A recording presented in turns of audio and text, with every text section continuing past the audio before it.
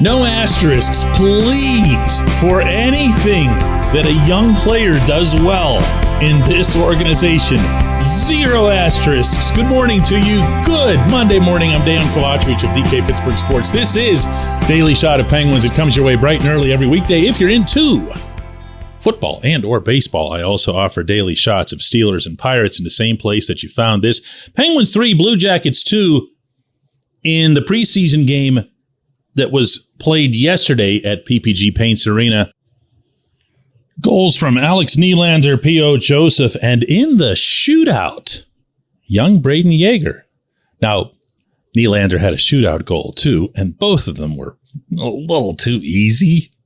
Aaron Dell, the 34-year-old journeyman, is trying out in the Columbus camp and didn't exactly look like he was a match for either of these shots.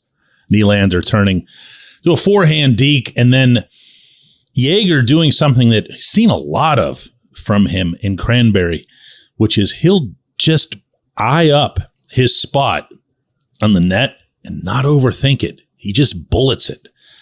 And unlike the last young player, the Penguins had to do that. And yes, you have to go all the way back to Daniel Sprong. Sprong was always looking to pick corners and nail it under the bar and do something that was just exquisite. Now, to his credit, Sprong's capable of that, as he's continued to show in the NHL. Not capable of a whole heck of a lot else, but he can do that. Yager takes a little bit of a different approach. Yager isn't looking to ping one off of either post or the crossbar. Yager's looking to find twine and then just hit that twine. If this sounds like not that big a difference, ask anyone who's been in the game, and they'll acknowledge that it really is. The longer term, successful, more sustainable goal scorers will always be this type, will always be the guys that are just looking for something that's an opening. It doesn't matter where it is. They don't have a natural reflex to try to just shoot at the edges. And you know what else? I don't care if it's Dell. I don't care where the kid put the shot, and he did, by the way, find the twine to the far side. I don't care that it's preseason. I don't care that the Blue Jackets didn't have even a fraction of their regular roster there. What I care about is that that kid, first-round pick, performing for the first time in the arena where he's going to be employed on a regular basis, probably sooner rather than later, handled that situation the way he did. Didn't have that much to say about it afterward, but it was interesting to hear. Yeah, I definitely felt really good. I kind of just had a move set in before I even went. Yeah, just happy I went in and obviously got the win too. That's kind of who he is. The conversations, I've had 2 with him now, have both been of the variety where you ask him something, he's got a great big smile on his face, he'll give you an answer, he won't expound on it, he won't get into any kind of detail or try to make either his answer or himself out to be more than they are. But here's the deal with Yager. 1, not to keep belaboring this point, he's a young player in an organization that has almost no talent among the youth. And he stands out, unfortunately, to an incredibly great degree. 2, he does the thing that after 130 some years of this beautiful sport being on this planet is still the most valuable. There's no skill that's weighed higher than being able to finish plays. He's got other skills. He can make passes. He can dart around people. He's got great left-right movement. He's also got this really uncommon mix of being smart offensively, but at the same time diligent defensively. For a young player, that's not the norm, especially when it's a young player who has the finishing skill, because if you have that, especially at the youth levels, junior levels, college, whatever it is. It's all you need. The other stuff is it's extra credit. It's extra credit if you're already an A+ student. You know, you're wasting your time and the teacher's time, but he does it anyway. It's as if it's just part of who he is. And I know that's impressed management already to date. Look, again, I'm not taking this too far. He's 18 years old. He's undersized. He's understatured. Okay. He's got bulk that he needs to add to his existing frame, which isn't that big in the first place. So he's not imminent. He's going to go back to juniors. He's going to have to work his way into just being a professional before he can get to Pittsburgh. But man, he's got the cheat code, you know? When we come back, J1Q. This segment of Daily Shot is brought to you by Family Table, a local company that brings delicious food to busy families. They offer family-style complete meals or a la carte items like lean proteins, perfect for muscle building and weight loss. If you're not local, gift cards are also available for your Pittsburgh-based family and friends. Go to FamilyTablePGH.com. That's FamilyTablePGH.com and use the code DK40 or DK40 for 40% off and free delivery on your first order. Order by noon today for Thursday delivery.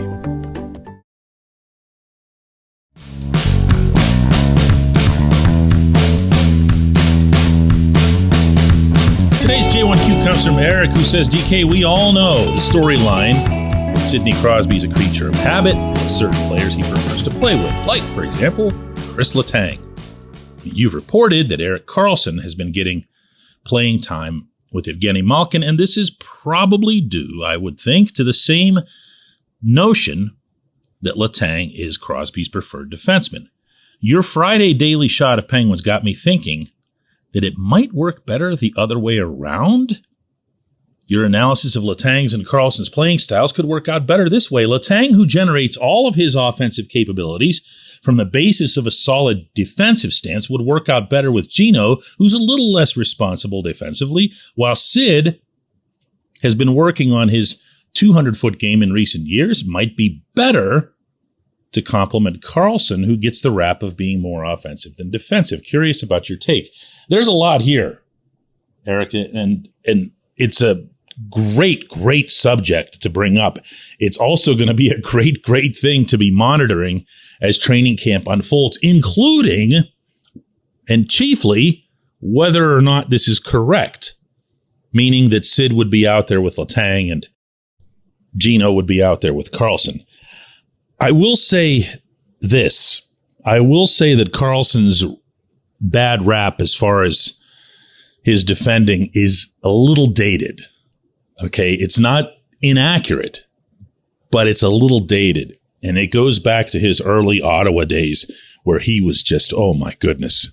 He looked like he didn't have a care in the world back there because he knew that once he got the puck, he could get the Senators up ice like nobody else and score, and then everybody would forget about it. Well, he's not that anymore. In fact, one of the more interesting metrics on Karlsson's general performance over the last couple of years in San Jose is that he leads all NHL defensemen in blocked shots. And that's going to sound crazy to you because, especially those of you who've been around hockey for a long time, you might go all the way back to Craig Ludwig blocking shots in Montreal and then Dallas by wearing these giant goalie-sized shin pads and sliding all over creation.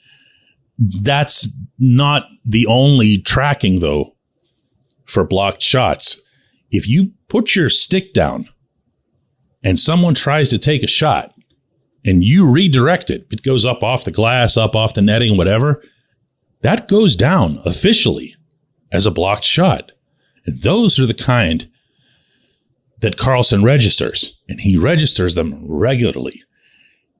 So he's not awful in his own end the way he used to be. Now, your overall, I don't even want to call it a point because it's more of a discussion, still stands. I have no doubt whatsoever that Sid's preference would be to play with Letang. I have no doubt about that.